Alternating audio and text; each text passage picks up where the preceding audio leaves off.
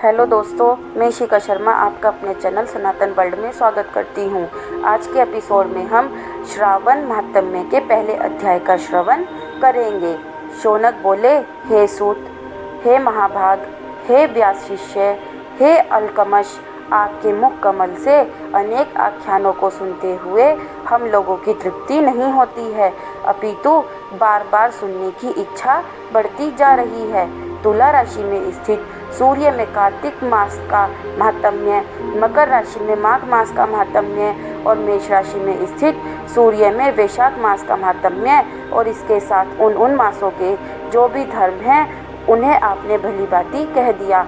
यदि आपके मत में इनसे भी अधिक महिमामय कोई मास हो तथा भगवती प्रिय कोई धर्म हो तो आप उसे अवश्य कहिए, जिसे सुनकर कुछ अन्य सुनने की हमारी इच्छा ना हो। वक्ता को श्रद्धालु श्रोता के समक्ष कुछ भी छिपाना नहीं चाहिए। सूत जी बोले, हे मुनियों, आप सभी लोग सुने।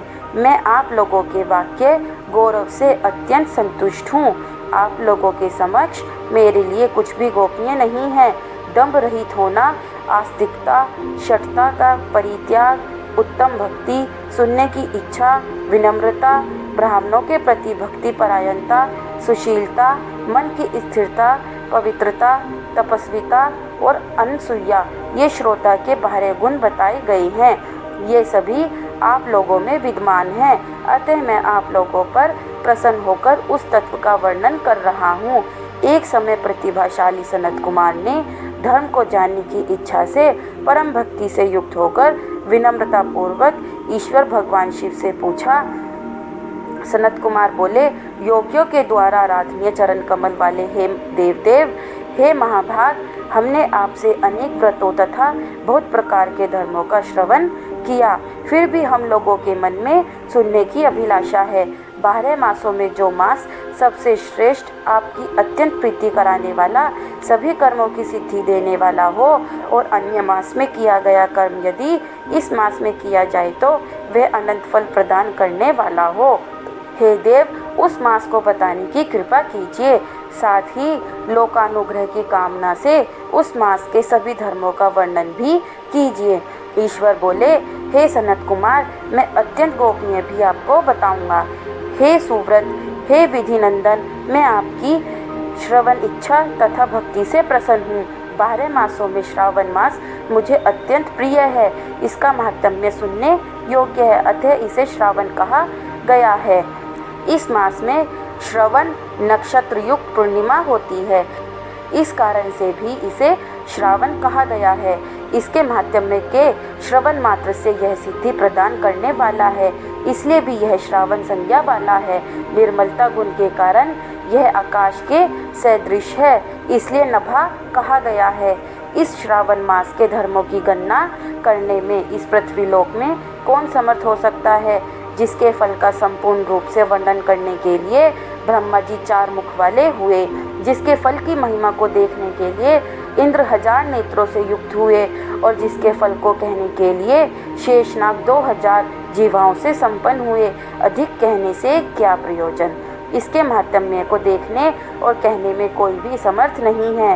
हे मुने, अन्य मास इसकी एक कला को भी नहीं प्राप्त होते हैं। यह सभी व्रतों तथा धर्मों से युक्त है। इस महीने में एक भी दिन ऐसा नहीं है जो व्रत से रहित दिखाई देता हो। इस माह में प्राय सभी तिथियां व्रत युक्त हैं। इसके महात्म्य के संदर्भ में मैंने जो कहा है वह केवल प्रशंसा मात्र नहीं है। आर्तों, जिज्ञासुओं, भक्तों, अर्थ की कामना करने वाले, मोक्ष की अभिलाषा रखने वाले और अपने अपने अभीष्ट की आकांक्षा रखने वाले चारों प्रकार के लोगों, ब्रह्मचार्य, गृहस्थ, वानप्रस्थ, संन्यास, आश्रम वाले को श्रावण मास में व्रतानुष्ठान करना चाहिए। सनत कुमार बोले, हे भगवान, हे सतम, आपने जो कहा कि इस मास में सभी दिन एवं तिथियां व्रत रहित नहीं हैं, तो आप उन्हें मुझे बताएं। किस तिथि में और किस दिन में कौन सा व्रत होता है, उस व्रत का अधिकारी कौन है, उस व्रत का फल क्या है, किस किस ने उस व्रत को किया, उसके उद्यापन की विधि क्या है, प्रधान पूजन कहाँ हो और जागरण करने की क्या विधि है, उसका देवता कौन है, उस देवता की पूजा कहाँ होनी चाहिए, पूजन सामग्री क्या क्या होनी चाहिए और किस व्रत का कौन सा समय होना चाहिए। हे प्रभु, वह सब आप मुझे बताएं। यह मास आपको प्रिय क्यों है, किस कारण यह पवित्र है, इस मास में भगवान का कौन सा अवतार हुआ, यह सभी मासों से श्रेष्ठ कैसे हुआ और इस मास में कौन कौन धर्म अनुष्ठान के योग्य हैं।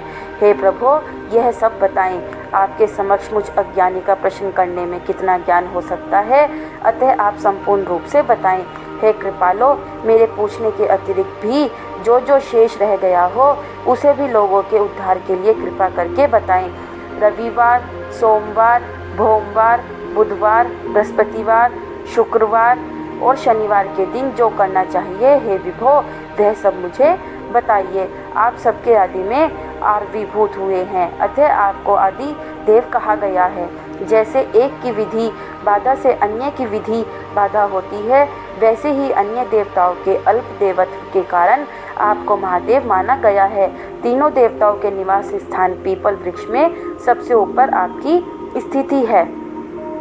कल्याण रूप होने के कारण आप शिव हैं और पाप समूह को हरने के कारण आप हर हैं। आपके आदिदेव होने में आपका शुक्ल वर्ण प्रमाण है, क्योंकि प्रकृति में शुक्ल वर्ण ही प्रधान है, अन्य वर्ण विकृत हैं। आप कर्पूर के समान गौर वर्ण के हैं, अतः आप आदिदेव हैं। गणपति के अधिष्ठान रूप 4 दल वाले मूलाधार नामक चक्र से, ब्रह्मा जी के अधिष्ठान रूप 6 दल वाले स्वाधिष्ठान नामक चक्र से और विष्णु के अधिष्ठान रूप 10 दल वाले मणिपुर नामक चक्र से भी ऊपर आपके अधिष्ठित होने के कारण आप ब्रह्मा तथा विष्णु के ऊपर स्थित हैं। यह आपकी प्रधानता को व्यक्त करता है। हे देव, एकमात्र आपकी ही पूजा से पंचायन पूजा हो जाती है, जो कि दूसरे देवता की पूजा से किसी भी तरह संभव नहीं है।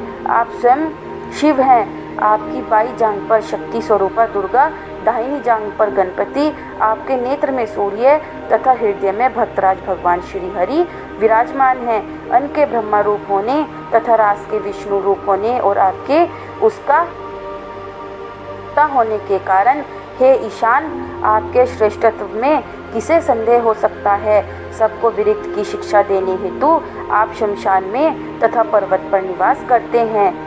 पुरुष सूक्त में उत्तामृतत्व शेषानो इस मंत्र के द्वारा प्रतिपादन के योग्य हैं, ऐसा महर्षियों ने कहा है।